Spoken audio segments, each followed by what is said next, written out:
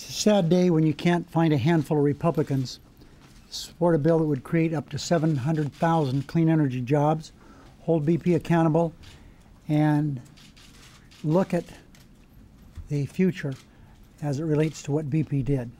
One way or the other, we have to pass a bill this summer, early this fall, that holds BP accountable, that somehow helps innocent people who are hurting in the Gulf, and that creates energy jobs here in this country now. That kind of bill, folks, ought to pass 100 to nothing. But it's not. Not in this Senate, where Mitch McConnell's Just Say No caucus walks in lockstep. To them, to win an election for narrow partisan reasons, that seems to be the goal. They think they can play this inside game where they stand up for the special interests in Washington, block progress, and then go back home and tell the constituents the Democrats are at fault. Well, when the rubber meets the road, it's middle-class Americans that they are letting down.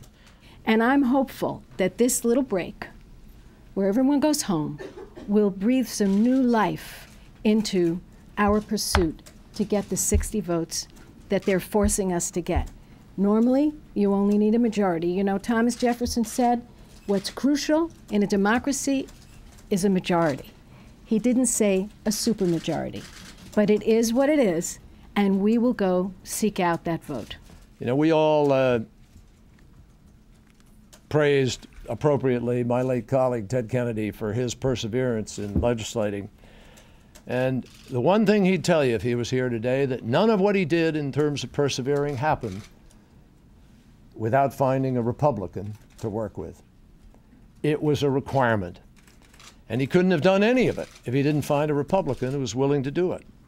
Despite all the meetings, all the outreach, all the efforts, the other side has simply made it clear they are shutting down the United States Senate, they're shutting down the Congress, and it's closed for the people's business until the election.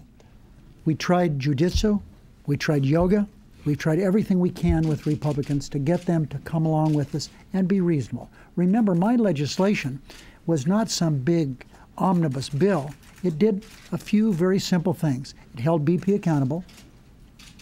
It lessened our dependence on foreign oil by moving to a product we have a lot of, natural gas, and developing electric cars. It also created jobs. By all reports, about 200,000 jobs with our Homestar program, a wonderful program, stimulating the economy and saving on an average of 40% of every person's power bill in a home. In addition to that, we did some good things for the economy. I'm sorry, for the environment. That's with our putting money in the Land and Water Conservation Fund. It was a bill that was pretty simple in breadth, but very powerful in what it did. And we could not get anybody to come along with us. It's a terrible disappointment, but everyone here should understand, we are not giving up on energy. That's why I have my three chairmen here, and I have the person who led the charge on liability for BP. These three chairmen are going to continue to work. We're going to listen to people during the August recess, and we are going to continue fighting for energy legislation before we leave this Congress.